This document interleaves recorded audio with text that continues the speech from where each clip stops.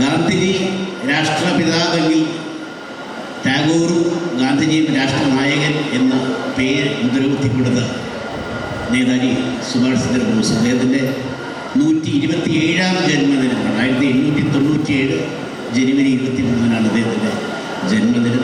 ഒറീസയിൽ പഴയ ബംഗാളിൻ്റെ കട്ടക്കിലായിരുന്നു.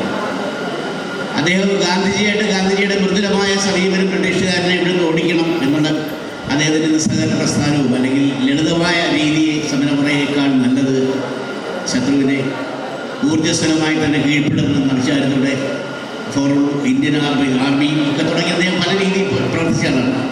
ഓരോരുത്തർക്കും ഓരോ ജീവിതമുണ്ട്, നിങ്ങൾക്കും ഉണ്ട് കേട്ടോ. ചിലപ്പോൾ നമ്മൾ ഈ ജന്മത്തിൽ അതിൻ്റെ ലക്ഷ്യത്തിലെത്തിയില്ല എന്ന് വരാം. അതുകൊണ്ട് നമ്മൾ പ്രവർത്തിക്കാണ്ടിരിക്കുന്നു. നമ്മളെ തന്നെ ആദ്യം തിരിച്ചറിയണം. മറ്റൊരാളുടെ വാക്കുകൾ നമ്മൾ കേട്ട് പ്രചോദനം നേടുമ്പോഴും ഞാൻ ആരാണെന്നൊരു ബോധമുണ്ടായിട്ട് അതിലൂടെ തന്നെ നമ്മൾ പ്രവർത്തിച്ചു കൊള്ളും. ചിലപ്പോൾ വിജയിച്ചില്ലെന്ന് വരും.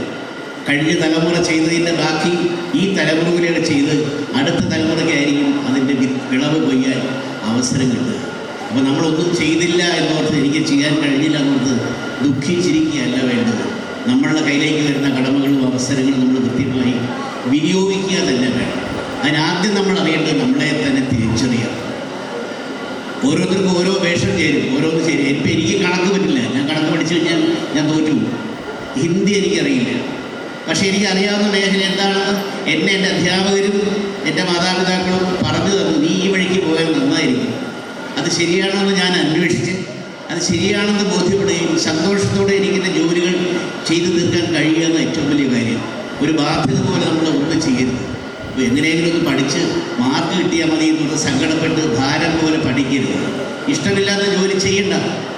ചെയ്യുന്ന ജോലിയോട് ഇഷ്ടമുണ്ടാകുക. അങ്ങനെ തിരഞ്ഞെടുത്ത് കിട്ടിയൊരു വഴിയാണ് എനിക്കിത്. ഒത്തിരി കഷ്ടപ്പാടുണ്ട്. ഒരു പെണ്ണ് അനുഭവിക്കുന്ന പ്രസവവേദന അനുഭവിക്കുന്നതാണ് ഒരു എഴുത്തുകാരൻ. ആശയം എന്ന ഒരു ബീജം നമുക്ക് മനസ്സിലേക്ക് കിട്ടിക്കഴിഞ്ഞാൽ അതിനെ ചുമന്ന് ഒരമ്മ ഒരു കുഞ്ഞിനെ പ്രസവിക്കുന്ന പോലെ ഒരു സമയം കഴിയുമ്പോൾ അതൊരു പാട്ടായിട്ടോ കവിതയായിട്ടോ പ്രസവിച്ച് കഴിയുമ്പോഴാണ് നമുക്ക് ആ വേദന മാറി കിട്ടുന്നത്.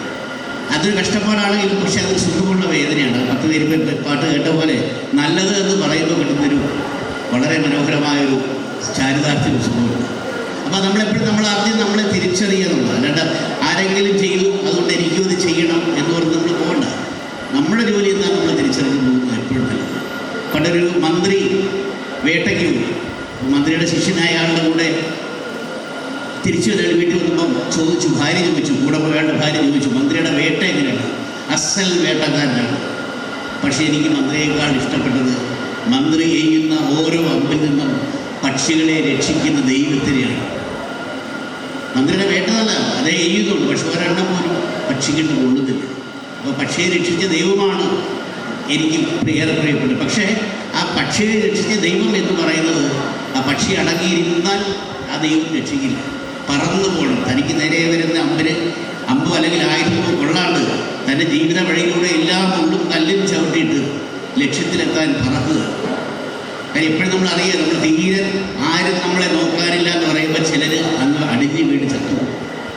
പക്ഷേ ആരും നോക്കാനില്ലെന്ന് അറിയുമ്പോഴാവണം എനിക്കൊരു 2 ചിറകുണ്ട്, എനിക്കത് അതുകൊണ്ട് പറക്കാൻ കഴിയുമെന്നുള്ള ബോധമുണ്ടാകും. അത് എപ്പോഴും അത് ചെയ്യണം. അതേപോലെ തന്നെ പക്ഷിയെ രക്ഷിച്ച ദൈവത്തിനേക്കാൾ വലുത് ആ പക്ഷി സ്വയം രക്ഷ നേടാൻ തയ്യാറായി. ചിലപ്പോൾ വീണേക്കാം. എങ്ങാനും അത് അങ്ങനെ നമ്മുടെ പുരാണത്തിൽ തന്നെ പറഞ്ഞിട്ടുണ്ട്. കുചേലൻ എന്ന ശ്രീകൃഷ്ണൻ്റെ ഏറ്റവും അടുത്ത സുഹൃത്ത് ഒന്നിച്ച് പഠിച്ചതാണ്. പക്ഷേ കുചേലൻ ദാരിദ്ര്യത്തിൽ കഴിഞ്ഞു. കൃഷ്ണൻ മധുരയുടെ രാജാവ്. ആരോ ചോദിച്ചു, എന്താ ഭഗവാനെ അങ്ങയുടെ ഏറ്റവും അടുത്ത സുഹൃത്ത് ഒരു നേരം വിചാരിച്ചാൽ അയാളെ രക്ഷിച്ചുകൂടെ? പിന്നെ ചോരുന്ന പട്ടികളെ കിടന്ന് കരയുന്ന കുഞ്ഞുങ്ങൾ, ഗത്യന്തരമില്ലാതെ അടുത്ത വീടുകളിൽ പോയി ആഹാരം മേടിക്കുന്ന ഭാര്യ. ഈ മനുഷ്യൻ ഏതു നേരവും കൃഷ്ണന്റെ നാമവും ജപിച്ചുകൊണ്ടിരിക്കും, ഒരു ജോലിയും ചെയ്യില്ല. അവസാനം സഹികെട്ടാണ് ഭാര്യ പറയുന്നത്, നിങ്ങളെന്തായാലും നിങ്ങളുടെ കൂട്ടുകാരികളൊന്നും പോയി കാണും, ഒരു പിടി അതിലും കൊടുത്തു. നിങ്ങളെ കഥ അറിയാമല്ലോ. അങ്ങനെ അവരുമായി ചെന്ന് ഈ കൂട്ടുകാരനായ കുചേലിന് അന്നേരം അനുഗ്രഹം കൊടുത്തു. എന്തുകൊണ്ട്? അന്നേരമാണ് അയാൾക്ക് ബോധമുണ്ടായത്, ഞാനൊരു ഗൃഹനാഥനാണ്, ഞാനൊരു ഭർത്താവാണ്, ഞാൻ കുറച്ച് കുഞ്ഞുങ്ങളുടെ അച്ഛൻ. ആ കടമ ചെയ്യാണ്ട് വെറുതെ 24 ദൈവവചനം പറഞ്ഞുകൊണ്ടിരുന്നാൽ ഒരു ദൈവവും അനുഗ്രഹിക്കില്ല. കാര്യം നമുക്ക് പ്രവർത്തിക്കാനും കാണാനും കേൾക്കാനും ഒക്കെയുള്ള അവയവം തമ്മിലുണ്ട്. അത് വിനിയോഗിക്കുക എന്നുള്ള ജോലി നമുക്കുണ്ട്. അപ്പോൾ തീർച്ചയായും നമ്മൾ ഒരിക്കലും നേരത്തെ പറഞ്ഞ പോലെ അടങ്ങിയിരിക്കരുത്. നമ്മുടെ പ്രയത്നം ചിലപ്പോൾ വിജയിക്കാം, ചിലപ്പോൾ പരാജയപ്പെടാം. പക്ഷേ അത് തീർച്ചയായും അത് പ്രയോജനപ്പെടുത്തുന്ന രീതിയിൽ നമ്മൾ പ്രവർത്തിക്കണം. എങ്കിലേ ആരെങ്കിലും കാണും, ആരെങ്കിലും കൊണ്ടുവരണം. അത് തീർച്ചയായിട്ടും. അത് മാത്രമല്ല, നമ്മൾ ചെയ്യുന്നൊരു കാര്യം, പണ്ടൊരു കരടി, ഒരു വേടൻ കാട്ടിൽ വേട്ടയ്ക്ക് പോയി. ഒരു പുലി ആ വേടനെ കണ്ട് വേടൻ്റെ പുറകെ ഓടി. വേടൻ ജീവൻ രക്ഷിക്കാൻ വേണ്ടി, രക്ഷ നേടാൻ വേണ്ടി ഒരു മരത്തിൽ വലിഞ്ഞു കയറി. മരത്തിൽ ചെന്ന് ആശ്വാസത്തോടിരിക്കുമ്പോൾ നേരെ മുകളിലിരിക്കുന്ന ഒരു കരടി. അവ രണ്ട് ശത്രുക്കളുടെ നടുവിൽ, രണ്ടുപേരും മനുഷ്യരെ ആക്രമിക്കുന്നവരാണ്. അപ്പോൾ കരടിയോട് പറഞ്ഞു, എൻ്റെ പൊന്ന് കരടിച്ചേട്ടാ, എന്നെ രക്ഷിക്കണേ, എൻ്റെ പുലി ആക്രമിക്കാൻ താഴെ നിൽക്കും. അപ്പോൾ കരടിയൊന്നും സാരമില്ല, നീ ഇപ്പോഴത്തെ അടുത്തിരിക്കുക. ഞാൻ മൃഗമാണെങ്കിലും നഖമുള്ളവരാണെങ്കിലും കടിച്ചു കീറുന്നവരാണെങ്കിലും എൻ്റെ അടുത്ത് നീ വന്ന് ആശ്രയം അഭ്യർത്ഥിച്ച് നിന്നെ ഞാൻ ഉപദ്രവിക്കില്ല. നിനക്ക് ധൈര്യമായി എന്നോട് ചേർന്നിരിക്കും. അപ്പോൾ താഴെ നിന്ന് പുലി പറഞ്ഞു, അരുത്, അത് കരടിയാണ്, അവർ നിന്നെ മാന്തി കീറും. പക്ഷേ കരടി പറഞ്ഞ വാക്കിൽ വിശ്വസിച്ച് ഈ മനുഷ്യൻ കരടിയോട് ചേർന്നിരുന്ന ആ ക്ഷീണത്തിൽ ആ കരടിയുടെ മേത്ത് ചാരിയെന്ന് ഉറങ്ങി. കുറച്ച് കഴിഞ്ഞ് ഇയാൾ എഴുന്നേറ്റ്. അപ്പോഴും പുലി താഴെ. ഈ ഒന്നിന് ഉറങ്ങുന്ന സമയത്ത് പുലി കരടിയോട് പറഞ്ഞു, നമ്മുടെ പൊതു ശത്രുവാണ് ഈ മനുഷ്യൻ. നിൻ്റെയും ശത്രുവാണ്, എൻ്റെയും ശത്രുവാണ്.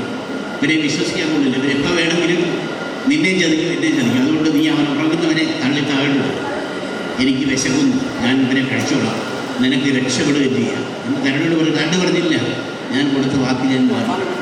അവൻ എന്നെ വിശ്വസിച്ച് എൻ്റെ അടുത്ത് കിടന്നുറങ്ങും. അങ്ങനെ അവൻ്റെ ഉറക്കം കഴിഞ്ഞു. അത് കഴിഞ്ഞ് ഉടനെ തന്നെ കരടിക്ക് ക്ഷീണമായി. കരടി ഉറങ്ങും. കരടി ഉറങ്ങുന്ന പറയുമ്പോൾ മനുഷ്യനോട് പറഞ്ഞു, പുലി പറഞ്ഞു, ഓർത്ത് നോക്കുക, അവനെ നീ നിനക്ക് രക്ഷപ്പെടണം, നിനക്ക് നിൻ്റെ ഭാര്യയും കുഞ്ഞുങ്ങളെയും കാണണം. അങ്ങനെയാണെങ്കിൽ ആ കരടി ഒന്ന് താഴും. എനിക്ക് വിശപ്പ്, നിനക്ക് നിൻ്റെ ഭാര്യയും കുഞ്ഞിനെയും കാണണമെങ്കിൽ ഇത് ചെയ്താൽ നിന്നെ രക്ഷപ്പെടാം. ഇവൻ അതിനെ കൊല്ലാൻ തള്ളി താഴാൻ ശ്രമിക്കുകയും കരടി ഉണരുകയും ചെയ്തു.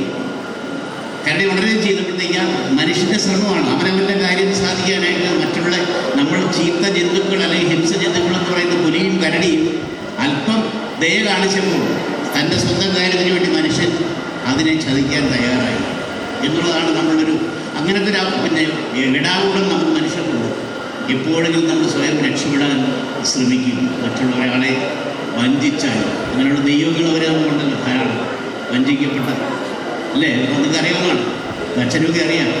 സ്നേഹത്തിനെ വഞ്ചിച്ച ഒരു യുദാസിൻ്റെ 30 വെള്ളി നാണയത്തിൻ്റെ ഞെരുക്കം നമ്മുടെ മനസ്സിൽ ഇപ്പോഴും. സ്നേഹത്തിനെ വഞ്ചിച്ചത് ആ വഞ്ചനയിലൂടെ എന്തെങ്കിലും സ്ഥാനത്തിലേക്ക് കിട്ടുമെങ്കിലും നേടാനും നടക്കുന്ന ധാരാളം പേരുള്ള ഒരു കലിയുഗത്തിലാണ് നമ്മൾ ജീവിക്കുന്നത്. അപ്പോൾ ഒരു കാലത്ത് നമ്മളത് ചെയ്തു. ചാർലി ചാപ്ലിൻ എപ്പോഴും പറഞ്ഞിട്ടുണ്ട്, എൻ്റെ ദുഃഖത്തിൽ മറ്റുള്ളവർ ചിലപ്പോൾ നോക്കി എന്നെ നോക്കി ചിരിക്കും, പരിഹസിച്ച് കളിയാകുകയും ചെയ്യും. പക്ഷേ അവനൊരു ദുഃഖം വരുമ്പോൾ ഞാൻ ചിരിക്കരുത്, ചിരിക്കാൻ പാടില്ല. അതാണ് മനുഷ്യത്വം. അങ്ങനെ പറയുമ്പോഴാണ് ഇപ്പം അച്ഛൻ പറഞ്ഞ പോലെയൊക്കെ ഞാൻ പാട്ട് പാടും. ഞാൻ പാട്ടുകാരനൊന്നുമല്ല. പക്ഷേ ഈ മറ്റുള്ളൊരാളുടെ വീഴ്ചയിൽ സന്തോഷിക്കാതെ, അതിൽ സന്തോഷം കൊണ്ടൊരു കാര്യം അസൂയ കൊണ്ട് സന്തോഷിക്കാതെ മറ്റുള്ള ഒരാൾ വീഴുമ്പോൾ സഹായിക്കണമെന്ന് ഓർമ്മപ്പെടുത്തിയ ഒരു കവി നമ്മുടെ നാട്ടിൽ 100ാം ചരമദിനം കഴിഞ്ഞിരിക്കുന്ന സമയം സാക്ഷാൽ കുമാരനാശാൻ. അദ്ദേഹത്തിൻ്റെ കവിതയാണ് വീണപൂ. ആ വീണപൂവിനെ കുറിച്ച് വയലാർ എഴുതിയിട്ടുണ്ട് പാട്ട്. വീണപൂവേ കുമാരനാശാന്റെ വീണപൂവേ വീണപൂവേ വിശ്വദർശന ചക്രവാളത്തിലെ നക്ഷത്രമല്ലേ നീ, ഒരു ശുക്ര നക്ഷത്രമല്ലേ നീ. വീണ് കിടക്കുന്ന പൂവിനെ നോക്കി കവി വേദനയോട് പറയാം, നീ വീണ പൂവല്ല, നീ വലിയൊരു ചക്രവാളത്തിലെ നക്ഷത്രമാണ്. എല്ലാവരും ചെയ്യില്ല. ആശാന്റെ കൂടെ ധാരാളം കവികളുണ്ടായിരുന്നു ഒരു കാലത്ത്. രാജാവിൻ്റെ പട്ടണം വളയും സമ്മാനമായി കിട്ടാനായിട്ട് ഇല്ലാത്ത വചനം ചൊരിഞ്ഞ് രാജാവിനെ പുകഴ്ത്തി അത് മേടിക്കുന്ന സ്ഥാനം മേടിക്കാൻ വേണ്ടി, അല്ലെങ്കിൽ അംഗീകാരം മേടിക്കാൻ വേണ്ടി പിന്നെ ഒത്തിരി കവികളുണ്ടായിരുന്നു. ആ കൂടുതലല്ലായിരുന്നു ആശാൻ. അങ്ങനെയുള്ളവരെ പറ്റിയാണ് പിന്നെ പറയുന്നത്. വികാരവതി നീ വിരിഞ്ഞു നിന്നപ്പോൾ വിരൽ തൊട്ടുണർത്തിയ ഭാവ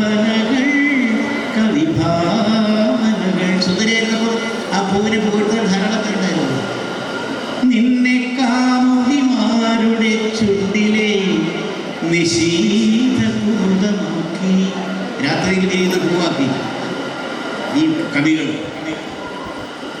മന്മഥൻ കുലയ്ക്കും സ്വർണധനുസിലെ മല്ലീശ്വരമാക്കി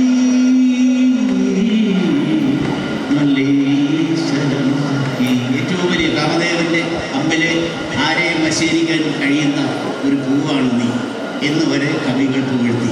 ആശാൻ പുകഴ്ത്താൻ പോയില്ല. കാര്യം സുന്ദരിയായിട്ട് നിൽക്കുമ്പോൾ നോക്കാനും കാണാനും നമ്മളൊക്കെ നല്ല ആരെങ്കിലും കൊണ്ടിരിക്കുമ്പോൾ നമ്മളെ നോക്കാനും ഒക്കെ ഒത്തിരി പേരുണ്ടാവും ചുറ്റും. പക്ഷെ ഒന്ന് വീഴട്ടെ, എത്ര പേരുണ്ടാവും ഇവിടെ? ആരും ഉണ്ടാവില്ല. അവിടെയാണ് ആശാൻ ഉണ്ടായിരുന്നത്. വിഷാദവതി ഒഴിഞ്ഞു വീണപ്പോൾ വിരഹമുണർത്തിയ വേദനകൾ നിവേദനകൾ. വീട് കടക്കുമ്പോൾ ആരും നോക്കാനില്ലാണ്ട് വിരഹിച്ചിട്ടും കഴിയുന്ന അവളുടെ മനസ്സിലൊരു വേദന ഉണ്ടായിരുന്നു. സൗന്ദര്യമില്ല, വാടി. നേരത്തെ സുന്ദരിയായിരുന്ന സമയത്ത് വീട്ടിലിരുന്ന് ആരും കൂടെ ഇല്ല, ആശാനുണ്ടായിരുന്നു. അപ്പോൾ അവളുടെ വേദന കണ്ടു. ആ വേദന എന്ത് ചെയ്തു?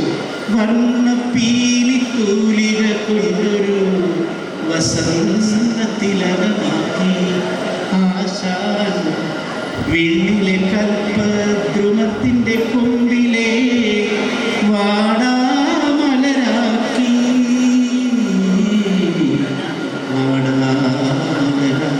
അവളുടെ ദുഃഖം, അത് ദുഃഖം എന്ന് പറയുന്നത് എപ്പോഴും എല്ലാവരുടെയും കൂടെ ഉണ്ടായിരുന്നു.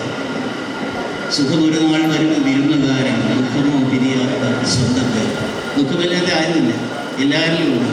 ആ ദുഃഖത്തിന് തലോടി നീ ദുഃഖിതയല്ല എന്നവളെ ഓർമ്മിച്ച് അവളുള്ള കഴിവ് വീണ്ടും വളർത്തി വാടാത്ത മല, ഒരിക്കലും വാടാത്ത മലരാക്കി ആശാൻ മാറ്റി. ആ ആശാൻ ജനിച്ച മണ്ണാണ് നമ്മുടെ. അപ്പോൾ തീർച്ചയായും നമുക്കൊരു കടമയുണ്ട്.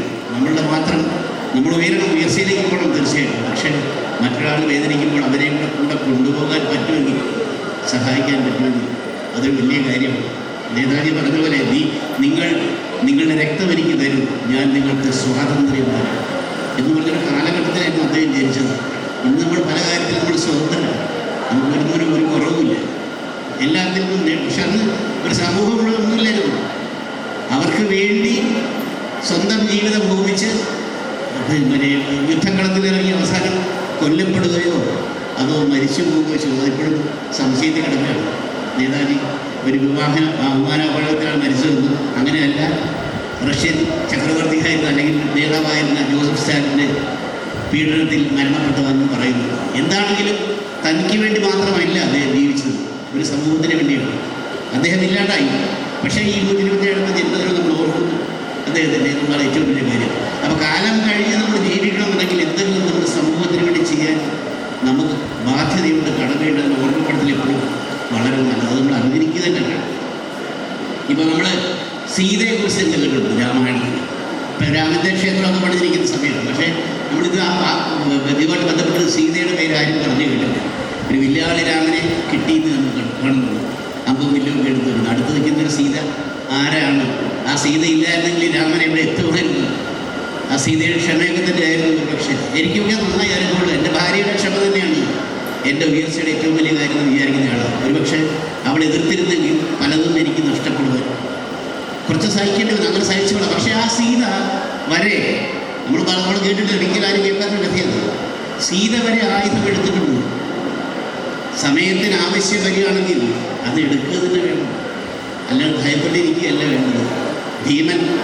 ഭീമന് ഒരു മകനുണ്ടായിരുന്നു, പാണ്ഡവരുടെ ഭീമന് ഹിഡിംബൻ എന്ന രാക്ഷസന്റെ സഹോദരി ഹിഡിംബി ഒരു മകനുണ്ടായി, ഘടോത്കചൻ. ഈ ഘടോത്കചൻ എന്ന് പറഞ്ഞാൽ അതിഗംഭീരമായ യോദ്ധാവാണ്. ആ ഘടോത്കചൻ ഇല്ലായിരുന്നെങ്കിൽ അർജുനൻ മഹാഭാരത യുദ്ധത്തിൽ കർണൻ്റെ അമ്പേറ്റ് മരിച്ചേ. കാര്യം കർണന് കിട്ടിയ ദിവ്യമായ ഒരു ആയുധം, അർജുനന് വേണ്ടി കരുതി വെച്ചിരുന്ന ആയുധം ഘടോത്കചൻ്റെ അതിഗംഭീരമായ പ്രകടനത്തിൽ അത് ഉപയോഗിക്കേണ്ടി വന്നു. അല്ലെങ്കിൽ ഘടോത്കചൻ മിന്നി കയറുക. അങ്ങനെ അർജുനന് വേണ്ടി വെച്ചിരുന്ന ആയുധം ഘടോത്കചന് കൊടുത്തുകൊണ്ട് ആ ദിവ്യായുധനം കർണന് നഷ്ടപ്പെടുകയും കർണനെ അർജുനനെ തോൽപ്പിക്കാൻ അവസരം കൂടുതൽ കിട്ടുകയും ചെയ്തു. അങ്ങനെ അത് കഴിഞ്ഞ് ഈ ഘടോത്കചൻ്റെ ഭാര്യ യുദ്ധസമയത്ത് ഘടോത്കചൻ ഭർത്താവ് മരിക്കുമ്പോൾ ഗർഭിണിയായിരുന്ന ഭാര്യയെ കാട്ടിലേക്ക് ഓടി, പേടിച്ച്. ഗർഭിണിയാണ്, ആരും നോക്കാനില്ല. അവിടെ ചെന്ന് അവളെ വളർത്തിയത് തേനീച്ചയാണ്. തേനീച്ചകൾ ഈ ശുശ്രൂഷിച്ചു, അവർ പ്രസവിച്ചു, കുഞ്ഞിനും അമ്മയ്ക്കും ഒക്കെ പേരെല്ലാം കൊടുത്തെങ്കിലും അമ്മയെ രക്ഷിക്കാൻ കഴിഞ്ഞില്ല. ഈ കുട്ടിയെ വളർത്തിയ തേനീച്ച, അവൻ്റെ പേര് ബാർബാറിയൻ. അവനോട് തേനീച്ചകൾ പറയുന്നൊരു കഥയുണ്ട്. നിൻ്റെ അച്ഛനെ കൊന്നത് ഇന്നയാളാണ്, അങ്ങനെയാണ് നിൻ്റെ അമ്മ പേടിച്ച് നിന്നെ പ്രസവിച്ചുകൊണ്ട് മരിച്ചത്. നിനക്ക് നിൻ്റെ അച്ഛനെ കൊന്നവനോട് പകരം ചോദിക്കണ്ടേ? ഒരു മകൻ്റെ കടമയല്ല. അങ്ങനെ അവൻ എല്ലാ യുദ്ധമുറകളും പഠിച്ച് പിന്നെ അയോധ്യ എന്ന് പറയുന്ന സ്ഥലത്തേക്ക് ചെല്ലും. അപ്പോൾ ശ്രീലങ്കയുടെ ലങ്കയാണ് ആക്രമിച്ച് രാവണനെ കീഴ്പ്പെടുത്തിയത് രാമൻ. ആ ലങ്കയിൽ ചെല്ലുമ്പോൾ അവിടെ വീണ്ടും വിഭീഷണനെ ഭരണം ഏൽപ്പിച്ചിട്ട് രണ്ടാമത് ലങ്കയുടെ ഐശ്വര്യം കാണാനായിട്ട് സീതയും രാമനും ലക്ഷ്മണനും കൂടി ചെല്ലുന്ന സമയത്താണ് ഇവൻ അവിടെ ചെല്ലുന്നത്. ആ ലങ്ക പിടിച്ചുകൊണ്ട് കൊന്നവരോട് പകരം ചോദിക്കുക. പക്ഷെ അവിടെ ഇവരൊരു വരം നേടിയിരുന്നു, എന്നെ ഒരു പുരുഷനെ കൊല്ലാൻ പാടില്ല, അതിനൊരു സ്ത്രീയെ മാത്രമേ കൊല്ലാവൂ എന്നൊരു വരം മേടിച്ചു. അങ്ങനെ ഇവനോടായിട്ട് യുദ്ധത്തിൽ രാമനും ലക്ഷ്മണനും അമ്പുകൾ നശിക്കുന്നു. എന്ത് ചെയ്തിട്ടും ദൈവമെന്ന് പറഞ്ഞൊരു കാര്യമില്ല. അവൻ്റെ ഈ പരാക്രമത്തിന് മുമ്പിൽ ഒന്നും ചെയ്യാൻ സാധിക്കില്ല. അവൻ ജയിച്ചുകൊണ്ടേയിരിക്കുന്നു.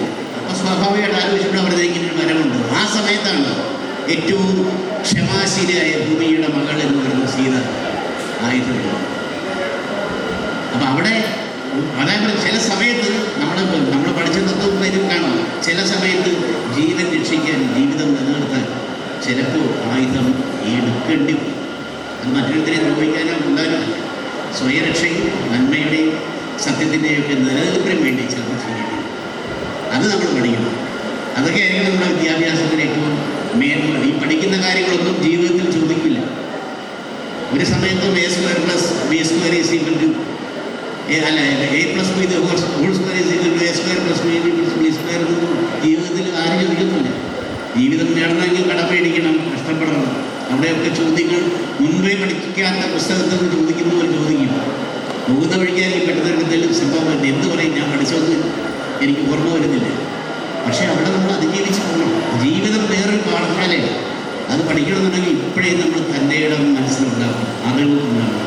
അറിവ് മാത്രമല്ല, തിരിച്ചറിവ് കൂടെയാണ്. പഠിച്ചുകൊണ്ട് കാര്യമില്ല. എന്ത് എപ്പോൾ എങ്ങനെ പ്രയോഗിക്കണം എന്നുള്ള തിരിച്ചറിവില്ലെങ്കിൽ ഒരറിവും നമുക്ക് പ്രയോജനം ചെയ്യും.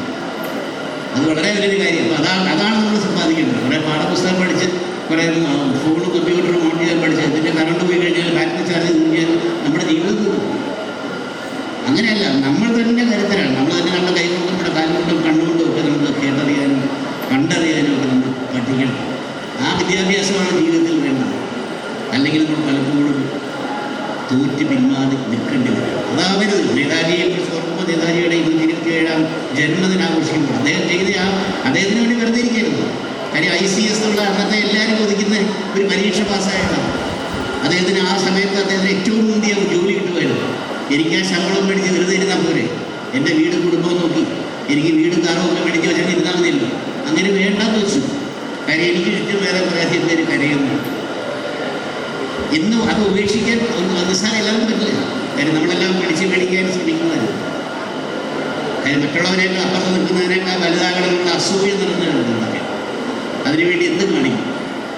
അങ്ങനെ ആയപ്പോഴും അങ്ങനെയൊക്കെ ജീവിതം ഉണ്ടെങ്കിൽ കൂടി ഏത് വിദ്യയിൽ എപ്പോഴും ഏത് സമയത്ത് പ്രയോജനം അറിവോടുകൂടി തന്നെ വിദ്യാഭ്യാസ കാലഘട്ടം കഴിഞ്ഞ് ജീവിതത്തിലേക്ക് ഇറങ്ങുമ്പോൾ പരാജയപ്പെടാതെ മുന്നോട്ട് പോകാൻ ഇതൊക്കെ നമ്മൾ വേണം. സാധാരണ നമ്മൾ പറയും സൂര്യോദയത്തിലാണ് പൂക്കൾക്ക് ഭംഗി എന്നല്ലേ. നല്ല ഫ്രഷായിട്ട് സൂര്യൻ്റെ കിരണം വരുമ്പോൾ പൂക്കളൊക്കെ നല്ല മിടുക്കാനായിട്ട് നല്ല മഞ്ഞിലൊക്കെ നനഞ്ഞ് സുന്ദരിയായിട്ട് നിൽക്കും. പക്ഷേ ഈ ഇവിടുത്തെ ഒരു കെട്ടിടത്തിൽ ഇവിടെ നേരെ കാണാം 4 മണി പോകുന്നൊരു അതെന്ത് പാൽപ്പണി പോകും. അവിടെ 4 മണി പോകുന്നത് പ്രത്യേകം കണ്ടോ? അവിടെ എഴുതി വെച്ചിരിക്കും 4 മണി പോവുക. 4 മണി പോവുക, 4 മണിക്ക് വരെ ഇത് പോവുക. എല്ലാ പൂക്കളും സൂര്യൻ്റെ ചൂടേറ്റ് മാടി തുടങ്ങുമ്പോൾ നമ്മൾ രാവിലെ വന്ന് പഠിച്ച് വീട്ടിലേക്ക് പോകാൻ നേരത്തെ വിശന്ന് ക്ഷീണിച്ച് തളർന്നിരിക്കുമ്പോൾ ഒരു പൂവ് നമ്മുടെ മുമ്പിൽ വിടുകയാണ് 4 മണിക്ക്. നമ്മളത് കണ്ടു പഠിക്കണം. അവിടെ നമ്മൾ തളരുകയല്ല, ആ നേരത്തെ ഒരു പൂവ് വിരിയും എന്നുള്ള ബോധം കണ്ടുകൊണ്ട് വേണം വീട്ടിൽ ഇറങ്ങിപ്പോകാൻ. അല്ലാണ്ട് പരീക്ഷയ്ക്ക് മാർക്ക് കൊടുത്തു ഇന്ന് ഞാൻ തോറ്റുപോയി എന്ന് തോന്നുമ്പോൾ ആ പേര് നോക്കുക. അപ്പോൾ നമുക്ക് വീണ്ടും ഒരു ഊർജ്ജസ്വലത വരും. അപ്പോൾ ജീവിതത്തിൽ കാണുന്നത് 2 രീതിയിൽ നമ്മളെ ബാധിക്കാം. ഒന്നുകിൽ ഇതെൻ്റെ നാശമാണെന്ന് സ്വയം ചിന്തിക്കുക, അല്ലെങ്കിൽ ഇതെൻ്റെ വഴികാട്ടിയായിരിക്കും എന്ന് പറഞ്ഞെനിക്ക് മുന്നോട്ട് പോകാം. അത് രണ്ടാമത് പറഞ്ഞ പോലെ വഴികാട്ടിയാണെന്നുള്ള ബോധത്തോടെ തന്നെ നിങ്ങൾ മുന്നോട്ട് പോകും. അതാണ്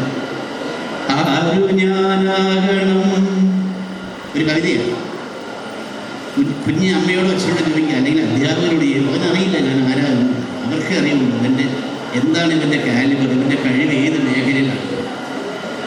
അപ്പം ഓരോരുത്തർക്കും നീ എഞ്ചിനീയർ ആകണം, നീ ഡോക്ടർ ആകണം, നീ IAS ആകണം, നീ ഇങ്ങനെയൊക്കെ വേണേൽ പറഞ്ഞു കൊടുക്കുക, ജീവിക്കാനും വരുമാനം വേണമല്ലോ അങ്ങനെ പറഞ്ഞു. പക്ഷേ ഇവിടെ അതല്ല പറഞ്ഞത്. ആരും ഞാനാകണം എന്നു എണ്ണി ചോദിക്കിൽ ഉത്തരം എന്താണെന്നറിയോ? ആരാകിലും നല്ലതെന്നുത്തരം. നീ ആര് വേണേ അയക്കില്ല, ഡോക്ടറോ വക്കീലോ രാഷ്ട്രീയക്കാരനോ കവിയോ ആര് വേണേ അയക്കുള്ളൂ, പക്ഷേ നല്ലവനെ. അതാണ് ഈ ഒരു കാലഘട്ടത്തിൽ നമുക്ക് നമ്മളെ ചീത്തയാക്കാൻ ഇങ്ങനെ ഓരോ അവസരങ്ങൾ നമ്മുടെ മുമ്പിലുണ്ട്. നമുക്ക് നല്ലതാകാം, ചീത്തയാകാം. നമ്മളെ വഴിതെറ്റിക്കുന്ന ഒത്തിരി ഘടകങ്ങൾ നമ്മുടെ മുമ്പിലുണ്ട്. അതിനൊക്കെ അടിമപ്പെട്ട് വേണം പോവാം. പക്ഷെ എന്തായാലും ഇത് ഓർത്താവും, നല്ലവനായിരിക്കണം, നാളെ ആരെങ്കിലും നോക്കുന്നവനായിരിക്കണം. കാരണം ഇപ്പം ഈ ഒരു കാലഘട്ടത്തിൽ ഇല്ലാത്ത ഏറ്റവും വലിയ സങ്കടമാണ്. വാർദ്ധക്യത്തിൽ എത്തിക്ക് നിൽക്കുന്ന ആൾക്കാരെ നോക്കാൻ ആളില്ല. എന്ന് പോകുന്ന എല്ലാവരും പഠിച്ച് അവരുടെ സ്വന്തം കാര്യം വേണ്ടി നാട് വിട്ടു പോകുന്നൊരവസ്ഥ അതുണ്ടാവരുത്. അത് വളരെ പരീക്കർ എന്ന് പറയുന്ന ഗോവയുടെ പഴയ മുഖ്യമന്ത്രിയുടെ കഥ കേട്ടിട്ടുണ്ട്. അതായത് അദ്ദേഹത്തിൻ്റെ നാടെന്ന് പറഞ്ഞാൽ തണ്ണിമത്തൻ വിളയുന്ന ഗ്രാമമാണ്. 10,000 കണക്കിന് ഏക്കർ ഭൂമിയിൽ തണ്ണിമത്തൻ വിളയിക്കും. എന്നിട്ട് നമ്മുടെ ഇവിടെ ഉള്ള പോലെ ഓണം പോലെ ഒരു ഉത്സവമുണ്ട് അവിടെ. കൊയ്ത്തുകാലത്ത് ഈ തണ്ണിമത്തനെല്ലാം വിളവ് കൊയ്ത് കൂട്ടും. എന്നിട്ട് അവിടെ ഒരു തീറ്റ മത്സരം നടത്തും. തീറ്റ മത്സരം നടത്തുന്ന ആഘോഷത്തിന് വേണ്ടിയാണ്. അപ്പോൾ നന്നായിട്ട് തിന്നുന്നവർക്ക് ഏറ്റവും മുന്തിയ ഇനം തണ്ണിമത്തനെടുത്ത് വെട്ടിക്കീറി കൊടുക്കും. അത് ആര് കൂടുതൽ കഴിക്കുന്നു അവർക്ക് സമ്മാനം. അതിങ്ങനെ എല്ലാ കൊല്ലങ്ങളും നടക്കും. അപ്പോൾ ഏറ്റവും ഈ മത്സരത്തിന് എടുക്കുന്നത് ഏറ്റവും നല്ല ഇനം തണ്ണിമത്തൻ. അപ്പോൾ തണ്ണിമത്തൻ കഴിച്ച് കഴിയുമ്പോൾ ഏറ്റവും നല്ല ഇനം വിത്തുകൾ ആ ഗ്രാമത്തിൽ ബാക്കിയാവും. അത് കഴിഞ്ഞുള്ളത് കൊടുക്കും. അപ്പോൾ എല്ലാ വർഷവും കഴിയുമ്പോഴും ഏറ്റവും മുന്തിയ ഇനം വിത്തുകൾ ഇവിടെ സൂക്ഷിക്കുകയും അതിനുശേഷമുള്ളത് വിൽക്കുകയും ചെയ്യും. കാലം മാറി, കച്ചവടത്തിൻ്റെ കാലം വന്നു, അടുത്ത തലമുറ വന്നു. അവർക്ക് കച്ചവടം ലാഭമാണ് വരുന്നത്. അപ്പോൾ അവരെന്ത് ചെയ്തു? ഈ ഉത്സവവും കാര്യങ്ങളും വിളവെടുപ്പൊക്കെ നടക്കുന്നുണ്ട്. പക്ഷേ തീറ്റ മത്സരത്തിന് വിൽപ്പന കഴിഞ്ഞ് ഇതുണ്ടാകുമ്പോഴേ ആരെങ്കിലും വിളിച്ചതും മൊത്തം അടച്ചും കൊടുക്കും. ഇത്ര ലക്ഷം രൂപയ്ക്ക്, ഇത്ര കോടി രൂപയ്ക്ക് ഇതൊക്കെ എടുത്തോളാം. അപ്പം അവർ വന്നിട്ട് ഏറ്റവും നല്ലത് എടുക്കുന്നു. ബാക്കി വരുന്നത് മോശം തണ്ണിമത്തനെ. ഈ തണ്ണിമത്തൻ കൊണ്ടാണ് അവിടെ മത്സരം നടത്തുന്നത്. അങ്ങനെ മത്സരം നടത്തുമ്പോൾ ഏറ്റവും മുന്തിയ തണ്ണിമത്തൻ പുറത്തേക്ക് പോവുകയും ഏറ്റവും മോശം തണ്ണിമത്തൻ്റെ വിത്തുകൾ ഗ്രാമത്തിൽ വരികയും ചെയ്തു. അങ്ങനെ ക്രമേണ ഓരോ കൊല്ലങ്ങൾ കഴിയുന്നു ഏറ്റവും മോശപ്പെട്ട വിത്തുകൾ മാത്രം വിതയ്ക്കുകയും ക്രമേണ കൃഷി നശിക്കുകയും ചെയ്തു. ലാഭചിന്ത വന്നപ്പോൾ അങ്ങനെ സംഭവിച്ചു. എന്ന് പറഞ്ഞ പോലെയാണ് നമ്മുടെ ഇവിടുത്തെ കുട്ടികൾ. എല്ലാം കഴിഞ്ഞ് നല്ല മാർക്ക് മേടിച്ചവരൊക്കെ കാനഡ, ഓസ്ട്രേലിയ, UK, US-ലേക്ക് പോകും. ബാക്കിയുള്ള പാവങ്ങൾ മാത്രമേ പോകും. അങ്ങനെ രാജ്യത്തിന് പുതിയൊരു തലമുറ ബുദ്ധി കൊണ്ടും ശക്തി കൊണ്ടും രാജ്യത്തിനെ നയിക്കാനായിട്ട് ഇല്ലാണ്ടാകുന്നൊരവസ്ഥ നമുക്കുണ്ട്. അപ്പോൾ നമ്മൾ തീർച്ചയായിട്ടും വിദ്യാഭ്യാസം കൊടുക്കുന്നവരും അധ്യാപകരാണെങ്കിലും മാതാപിതാക്കളാണെങ്കിലും പോകുമ്പോഴും ഒരു പേര് ഇവിടെ ഉണ്ട് എന്നൊരു ബോധം അവനോട് പറഞ്ഞിട്ട് ഇവിടുന്ന് പോയി കഴിഞ്ഞാൽ പിന്നെ ഇവിടെ വരില്ല. അവൻ ആ നാട്ടുകാരായി അവിടുത്തെ പൗരത്വം സ്വീകരിക്കും. പിന്നെ ഇവിടെ ആരുണ്ട് പോലും തിരക്കില്ല. ഞാൻ ജനിച്ചു വളർന്ന മണ്ണ്, ഞാൻ കരഞ്ഞ മണ്ണ് എന്നെ ചുമന്നവർ അതൊന്നും ഓർമ്മില്ല. എൻ്റെ ഏറ്റവും അടുത്ത് താമസിക്കുന്ന ഒരു പയ്യൻ്റെ അമ്മ നാട്ടിൽ വിളിച്ചു. അവൻ അവിടെയാണ് US-ൽ. ശവദാഹം നടക്കുന്നത് ഓൺലൈനിലൂടെ. ഇവിടെ കിടക്കുക, അവൻ വരാൻ നേരെയില്ല, ലീവില്ല. അത് കാലം മാറി, സ്നേഹത്തിനും എല്ലാം മൂല്യം കുറഞ്ഞു, നമുക്ക് സത്യമാണ്. പക്ഷെ എങ്കിലും മനസ്സിൽ എപ്പോഴെങ്കിലും ബാക്കിയുള്ള ഇങ്ങനെ വേണ്ടേ, അതുകൂടെ ബാക്കി വയ്ക്കണം. അതുകൊണ്ട് കുറേ നല്ല ഇനം വിത്തുകൾ നമ്മളിവിടെ സൂക്ഷിക്കണം. അങ്ങനെ പഴയ കാലത്തുണ്ടായിരുന്ന ഗാന്ധിജിമാരും നേതാജിമാരും ഒക്കെ ഉള്ള പോലെ ഇന്നിപ്പോൾ അങ്ങനെ ഉണ്ടോ എനിക്കറിയില്ല. ഇന്നൊരു വ്യക്തിയില്ലല്ലോ, ഇന്നൊരു കൂട്ടത്തിൽ കുറേ പേരുണ്ടെന്നല്ലോ. പണ്ട് പറയും സമൂഹം, ഒരേപോലെ ചിന്തിക്കുന്നവരാണ് സമൂഹം, ഒരേ ലക്ഷ്യമുള്ളവരാണ് സമൂഹം. ഇപ്പം സമൂഹമില്ല, ആൾക്കൂട്ടമേ. 1000 പേര് ഇരിപ്പുണ്ടെങ്കിൽ 1000 പേർക്കും 1000 ചിന്ത, 1000 പേരുടെ കയ്യിലും 1000 മൊബൈലാണ്. 1000 മൊബൈലും 1000 രീതിയിലാണ് പ്രവർത്തിക്കുന്നത്. അവിടെ പൊതുവായ ഒരു വികാരമോ വികാരമോ ഉണ്ട്. വേറൊരുത്തം തൊട്ടടുത്തിരിക്കുന്നവർ എന്നെ ശല്യം ചെയ്ത് എനിക്ക് ദേഷ്യമാണ്. കാര്യം ഞാനിത് കൂട്ടിക്കൊണ്ടിരിക്കും. അപ്പോൾ ഇവിടെ സമൂഹമില്ല, ആൾക്കൂട്ടം മാത്രമേ. ആ ആൾക്കൂട്ടങ്ങൾ മാറിയിട്ട് നമ്മുടെ സമൂഹം നമുക്ക് ലക്ഷ്യമുണ്ട്, നമ്മുടെ നാടിന് ലക്ഷ്യമുണ്ട്, എനിക്കൊരു ലക്ഷ്യമുണ്ട്. നമ്മുടെ ലക്ഷ്യം ഒന്നാമണമെന്നുള്ള ബോധം നമുക്ക് ഉണ്ടാക്കിയെടുക്കാനാണ് ഇങ്ങനെയുള്ള സ്മരണകൾ നമുക്ക് ഒതുക്കുന്നത്. അതുണ്ടാവണം തീർച്ചയായും. അങ്ങനെ ഞാൻ പറഞ്ഞ പോലെ 4 മണിക്ക് ക്ഷീണിച്ച് പോകുമ്പോൾ ഓർക്കുക, 4 മണി പൂക്കൾക്ക് വിരിയാൻ സമയമാണ്. അതുകൊണ്ട് എൻ്റെ ജീവിതത്തിൽ ഒന്നും തീരുന്നില്ല. ഒരു പരാജയം എന്നെ തോൽപ്പിക്കില്ല. ആ പരാജയത്തിൽ തളർന്നാലും ശരി, ഈ 4 മണിക്കൂറിലുള്ള വിചാരം എന്നെ വീണ്ടും എഴുന്നേൽപ്പിക്കും. ഞാൻ എന്നെ നയിക്കും. ഞാൻ നാടിന് വേണ്ടി, എല്ലാവർക്കും വേണ്ടി ഞാനൊരു മാതൃക വ്യക്തിയായി മാറും. ആ ഒരു വിചാരം നിങ്ങൾക്ക് ഉണ്ടാവണം. അതുതന്നെയാണ് ഈ സ്മരണ പോകുമ്പോൾ ഓർക്കേണ്ടത്. തീർച്ചയായും അതിനുവേണ്ടിയെങ്കിലും വിദ്യാലയം ഗ്രാമപ്രദേശമാണ് പ്രമാണം എന്ന് പറയുന്നത്. പക്ഷേ ഇവിടെ രാജീവ് ഗാന്ധിയുടെ പേരിൽ വലിയ സ്റ്റേഡിയമുണ്ട് അല്ലേ? സ്റ്റേഡിയം ഉണ്ട് ഇവിടെ രാജീവ് ഗാന്ധി. നമുക്കൊക്കെ നമ്മളെ വലിയ പട്ടണക്കാരെന്ന് പറയുന്നത് അവിടെ ഒന്നുമില്ല. ഇത്രയും ഗ്രാമത്തിൽ അങ്ങനെ വികസനം വന്ന് വരുമ്പോൾ അതും വിനിയോഗിക്കണം. എല്ലാം വിനിയോഗിക്കുക, നമ്മളാകുക. അത് രണ്ടും എല്ലാം ഉണ്ട്. നമ്മൾ വലിയവനാകണം, ഒപ്പം ആരായിരുന്നു ഞാൻ എന്ന ബോധം, ആരാണെങ്കിലും നല്ലതിനാകുക എന്ന ബോധം നമ്മളുണ്ടാകുക. ഇത്രയും പറഞ്ഞുകൊണ്ട് നിങ്ങളുടെ മുമ്പിൽ എല്ലാം ഞാൻ പറഞ്ഞ് ചിലപ്പോൾ ചിലർ ഉൾക്കൊള്ളാൻ പറ്റില്ല. ഉൾക്കൊള്ളാൻ പറ്റുന്ന ഉൾക്കൊള്ളുക. ഇനി അഥവാ ഞാൻ തെറ്റാണ് പറഞ്ഞെങ്കിൽ അത് നിങ്ങൾ എന്നോട് ക്ഷമിക്കുക. നന്ദി.